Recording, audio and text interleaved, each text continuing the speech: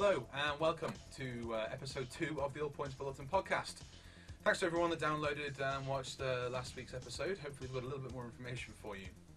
But if I appear a little bit tired, a little bit fuzzy, it's because we didn't long ago get back from LA. Still a little bit jet lagged. But hopefully it was worthwhile and you guys got to see a lot more of APB when we presented it to the press at E3. Now, what Dave wanted to get out of E3 was to sit everyone down on a kind of one-to-one basis and take people through some of the details and about how APB will actually play and a lot of the customization stuff that will feature in APB. And we did that, and we did it successfully enough to win OneUp's PC Game of E3, as well as being nominated for Best Innovation at the show. So thanks to the guys at OneUp for that. But yeah, what we're going to be doing today is taking you guys through some of those videos that we showed to the press. Now, they've not really been released officially yet. So a lot of the questions we got through from you guys last week were based around customization. So I've taken those videos, put them all together, a bit of a montage. Everyone likes a montage. And I got Jesse Knapp, who's the lead gameplay designer on APB, to sit down with me and answer some of your questions. So I guess we'll show that clip first. Here it goes. Hi, I'm Jesse Knapp, the lead gameplay designer of All Points Bulletin. Thanks for coming, Jesse. We've had quite a few questions from the community recently, so what I thought we'd do is we'd talk through the videos we showed at E3 and answer some of those questions. Sounds good to me. So first off, from Chris O'Shields, can you guys please cover character creation? Any of it will do. I'm just so amazed at the detail. I'm just curious as to how much it will be in the game. All right. So, yeah. Well, Chris, I'm pretty amazed by the character customization myself. The first thing you do when you log into play All Points Bulletin is customize your character, and I've seen people spend hours at it. The variety of choices are pretty amazing. As you can see, we allow you to change the height of the character, the size and shape of the character, and various aspects of said character.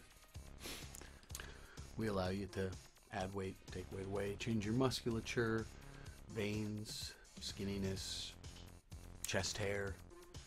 And we're not just talking about applying textures and things here, are we? We're actually looking at the model underneath. That's what right. You see. We're changing a lot of things in the background every time you change something. There's a lot going on in the background to keep your character looking human, believable. We don't want one of those games where everybody has to fight hard to not make a freak. So we've put a lot of effort into making sure that our characters are pretty attractive, or at least human looking, as much as possible. And that includes changing the pigment underneath the skin as well, so that you stay with natural and at least fairly healthy looking skin tones.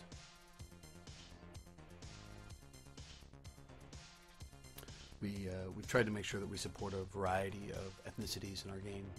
They all use the same character, and through changing aspects, as you see here, you can completely change the face of a character and their appearance to match.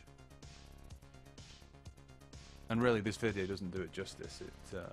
There are so many different elements just to play around with. Like you say, you can sit there for hours. And this really just touches on some high points and fast forwards over some. It's a demo to show the range of the system.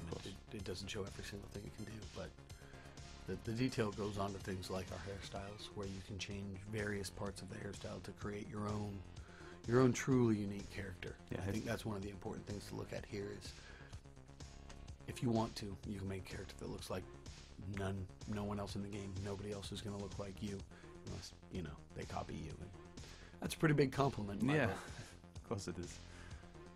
And I suppose it's also important to remember that the tools we're showing off in all the videos today, such as the character creation system here, are actually used by our in-game artists, but they're also going to be given to the players. That's correct, Chris. What you see today is what you'll get. They're that powerful. They are. They're what we're using to create the characters you'll see in-game. They're what you'll use to create your characters. And while the majority of the customization happens up front here, there are certain attributes of your character that you'll be able to come back and change later once you're in the game. The more drastic the change, the less likely or the more rare it's going to be that you're able to make that change. But things like scars and hairstyles are things you'll be able to change pretty commonly. Whereas changing the size or ethnicity of your character, if it's available, not as often. Yeah. Okay, so in response to Steve from 3D to Order, can you import your own JPEG files to which you've designed your own logos? No. Man, I love saying that word. No, you can't. But you can make your own. We have a vector-based program here, what we'll call the designer, that allows you to create your own symbols in game that you can then project all over the world, on your character, on your character's clothing, vehicles, even up on walls if you find the right spots. What we have here is a set of varying complexity symbols, everything from lines, circles, and squares, all the way up to full color decals that act kind of like a sticker within the system.